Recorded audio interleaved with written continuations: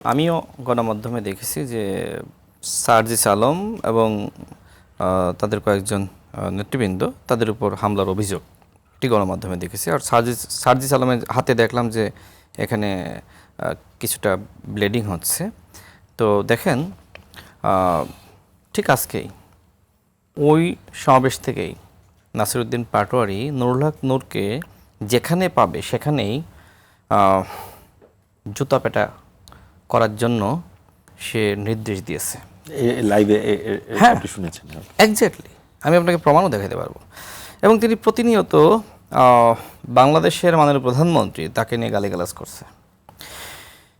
এমনকি মাননীয় প্রধানমন্ত্রীর সহধর্মিণী, তার কন্যা, তাদের কি অপরাধ? তারা কি রাজনীতি করেন?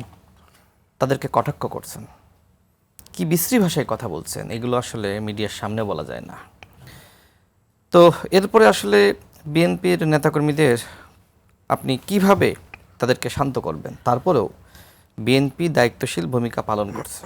আজকে নাসিরউদ্দিন পাটোয়ারির উপর কোনো হামলার ঘটনা ঘটে নাই। সার্জিস আলমের উপরেও কোনো হামলার ঘটনা ঘটেছে, সেটি আমি কোনো ভিডিও ফুটেজে দেখি নাই। আমি দেখেছি তার হাতে ব্লিডিং হচ্ছে, এখানে আসর লাগলে যেমন হয় সেরকম। এখন এটা আসলে মানে গাড়ির গ্লাস ভেঙেছে, সেই গ্লাস লেগে এরকম হয়েছে না অন্য কোনো ঘটনা, আই ডোন্ট নো। তবে এই ধরনের ঘটনা অনাকাঙ্ক্ষিত। আমি মনে করি এখানে যেহেতু আদিবাড়ি বাস একসময় আমাদের সাথে রাজনীতি করেছে, সে পরবর্তীতে এনসিপির সম্ভাবনা দেখে সেখানে যুক্ত হয়েছে, এই স্বাধীনতা তার আছে। যেমনিভাবে আমি বিএনপিতে জয়েন করেছি, তাই না? এই স্বাধীনতা আমারও আছে।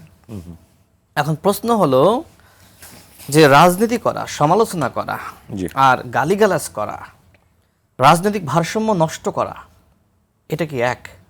এই স্বাধীনতা কি নাসিরউদ্দিন পাটোয়ারির আছে যে প্রতিদিন বাসা থেকে নেশা করবে আর জনসভায় গিয়ে বাসা থেকে নেশা করবে লাইনটা, আর জনসভায় গিয়ে বাংলাদেশের সরকারের প্রধান, স্বরাষ্ট্রমন্ত্রী থেকে শুরু করে বাংলাদেশের সকল মন্ত্রীর নাম নিয়ে গালিগালাজ?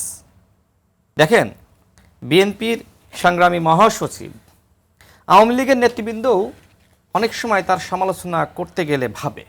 আমার মনে হয় যে জামাতের নেতৃবৃন্দ অনেকটা ভাবে।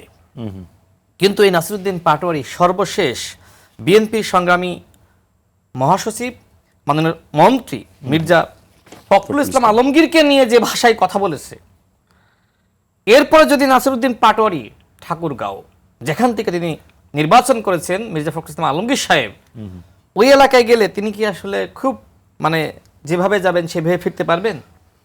যারা মির্জা ফখরুল ইসলাম আলমগীরকে ভোট দিয়েছে, তাদের জনগণের প্রতিনিধি হিসেবে নির্বাচন করেছে, তাকে যদি আপনি বলেন আরে আপনি তো মন্ত্রী হওয়ারই যোগ্য না, আপনাকে কিসের রাষ্ট্রপতি,